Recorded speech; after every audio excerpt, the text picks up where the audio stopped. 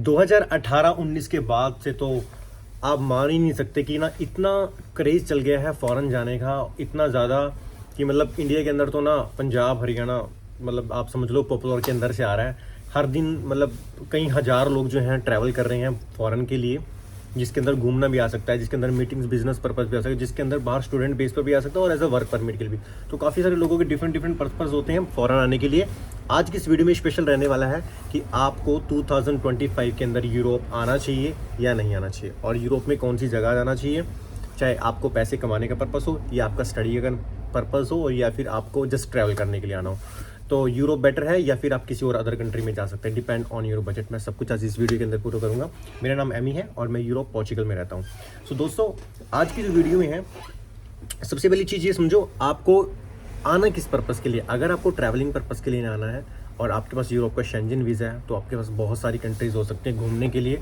आप अगर एक महीना पूरी कंट्रीज़ के अंदर ट्रैवल कर लो अपने व्लॉग पर्पज़ के लिए या अपनी खुशी की घूमने के लिए, अपना हॉलीडे मनाने के लिए, यार लिटरली मैं बताता हूँ सच में मज़ा ही आ जाएगा। अगर आपने यूरोप को चूज़ करा है तो यूरोप बेस्ट रहेगा।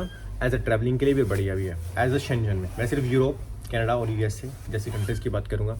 अब बात आती है यूएसए की। अगर आप ऑलरेडी काफ़ी सारा ट्रैवल कर रखा है आपने और आप यूएसए के लिए सोच रहे हैं, तो आपका यूएसए का वीज़ा आने के चांसेस हैं। तो आप यूएसए पर ट्रैवल कर सकते हो, बहुत अच्छी जगह है। और मल्टीपल 10 ईयर्स का टूरिस्ट वीज़ा लगवाओ और आप आराम से घूम फिर कर वापस आ जा सकते हो, ठीक है। अगर आपको कनाडा जाना है ट्रैवल बेस पे या स्टडी बेस पे, अगर आपका स्टडी बेस है तो आपको अपना बजट बना लो कि इंडियन करेंसी के अंदर 25 लाख से प्लस ही लग जाता है इजीली। अगर आप फीस वगैरह सब कुछ पे करते हो, जीआईसी और वीज़ा वूज़ा का टाइम लगाते हो, शॉपिंग वगैरह सब कुछ 25 से प्लस ही जाएगा इजीली अप्रॉक्स। तो और depend on your course also, ठीक है। और अगर आप यूएसए में स्टडी के लिए अप्लाई करते हो तब भी 60-70 लाख प्लस जाता है। कैसी आपकी स्टडी होगी, किस हिसाब की यूनिवर्सिटी है और कितनी फीस रहेगी, प्राइवेट है या गवर्नमेंट है, depend on the like study purpose, किस पर्पज़ के लिए आप जा रहे हो। एज अ डॉक्टर के लिए जा रहे हो, इंजीनियरिंग के लिए जा रहे हो, या फिर कुछ टेक्निकल कुछ भी चीज़ हो सकती है। और रही बात बिल्कुल देसी टाइप की मैं बताऊँ तो, अगर आप में से किसी भाई को यूरोप के अंदर आना है, ठीक है, यूरोप के अंदर काम करने के लिए आना है, ठीक है, यूरोप के अंदर सेटल होने के लिए आना है, तो मैं यूरोप में ही रहता हूँ, तो मुझे जहाँ तक यूरोप की नॉलेज है, अगर आपको पैसा ज़्यादा कमाना है तो स्विट्ज़रलैंड, लग्जमबर्ग, जर्मन, फ्रांस, ठीक है, ये कंट्रीज़, नॉर्वे, नीदरलैंड, है ना, तो ये सारी कंट्रीज़ आती हैं। इसके अंदर ना आपको ना पैसा बहुत मिलेगा लेकिन पेपर नहीं मिल पाएंगे। अब पेपर का इशू आता है। अब आपको पेपर कहाँ पर मिलेंगे जल्दी से जल्दी, वो आता है यूरोप का Spain, Italy and the last one is Portugal, ठीक है। पोर्चुगल जो है 2020 के बाद बहुत फेमस हुआ। 2019, 20, 21, 22 और इवन 23 तक पूरा ट्रेंड में आ रहा है। बहुत सारे लोग यूरोपियन कंट्री से जो नॉन शेंगन थी यहाँ पर आकर मूव कर रहे हैं और अपने कार्ड पेपर ले रहे हैं, जिसके अंदर आपको विदिन 2 ईयर्स एंड 3 ईयर्स के अंदर पेपर ईजिली मिल जाते हैं। अब लेकिन अगर आपके पास पेपर हो जाते हैं तो आप पूरे यूरोप के अंदर कहीं पर भी ट्रैवल कर सकते हैं। और किसी कंपनी ने तो उनके साथ एक लिंक बनाया हुआ है कि आपके पास पोर्चुगल का कार्ड है, आपके पास जर्मन का कार्ड है और आप किसी और कंट्री के अंदर भी उनके थ्रू ही काम कर सकते हैं, जैसे इनकी ब्रांचेस वगैरह होती है ना डिफरेंट। और अगर आपका स्टडी पर्पज़ के आने के लिए तो जर्मन, लग्जमबर्ग एंड वैसे नॉन शेंगन के अंदर जैसे यूक्रेन बहुत फेमस था। मैं यूक्रेन से आया था। यूक्रेन बहुत फेमस है, वहाँ पर बहुत कम फीस है, स्टडी पर्पस अच्छी थी, स्टडी अच्छी थी और वहाँ से आपको इजीली डॉक्टर वगैरह का सर्टिफिकेट मिल सकते हैं, इंजीनियर का मिल सकता है। उसके बाद आप सीधा यूएसए और किसी बड़ी अच्छी कंट्रीज़ के अंदर इजीली मूव कर सकते हो। अभी रही बात इस पर्पज़ की, न्यूजीलैंड हो गया, कनाडा हो गया, कनाडा के अंदर भी बहुत सारे इंडियंस हो गए हैं, बहुत सारे अपने भाई बहन हैं, वहाँ पर भी बहुत भीड़ है। मतलब अभी वहाँ पर काम का बहुत इशू चल रहा है, सेम चल रहा है यहाँ पर पोर्चुगल के अंदर भी।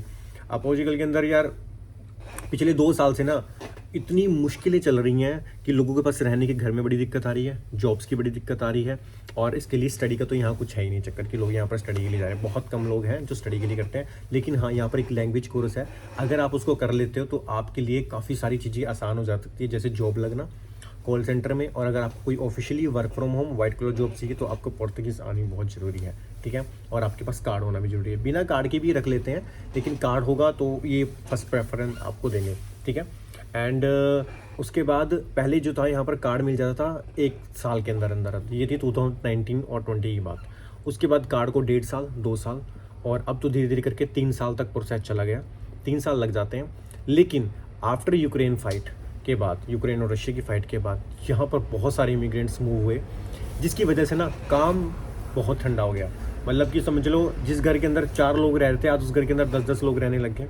बहुत सारे इंडियंस भाई आ चुके हैं अपने यहाँ पर, बहुत सारा काम का बड़ा प्रेशर है, तो बहुत मुश्किल होता है काम लग, क्योंकि काम यहाँ पर सीज़न वाइज मिलता है। लाइक 5-6 मंथ के लिए आपके पास काम होगा, उसके बाद आपके पास काम नहीं होगा। अगर आप किसी ऐसी कंपनी में तो आपके पास 12 मंथ्स के लिए काम होगा, तो अदरवाइज़ नॉर्मल में आपको 6 महीने मैक्सिमम 7 महीने तक काम मिलेगा, इससे ज़्यादा नहीं मिल पाएगा।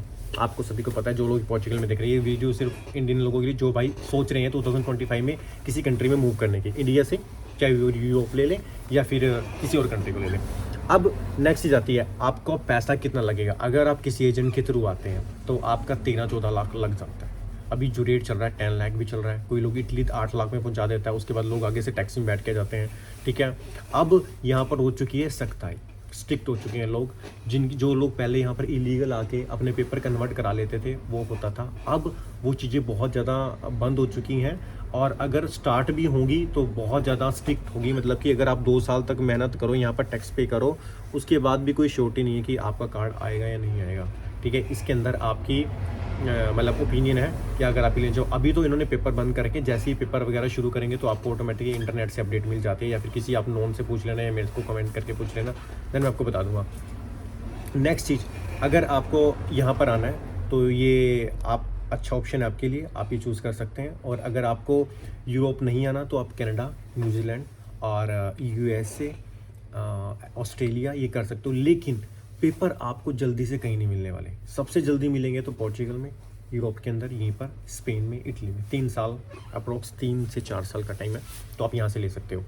मेरी वीडियो इसलिए बनाना ज़रूरी था कि मैं उन सभी भाइयों को बता दूं, उन सभी लड़कियों को बता दूं जो लोग सोच रहे हैं यूरोप में मूव आने का। और आने से पहले आपको बहुत सारी स्किल्स सीख के आनी बड़ी ज़रूरी है। अगर यहाँ पर जॉब नहीं मिलती तो आपके पास वर्क फ्रॉम होम होना चाहिए।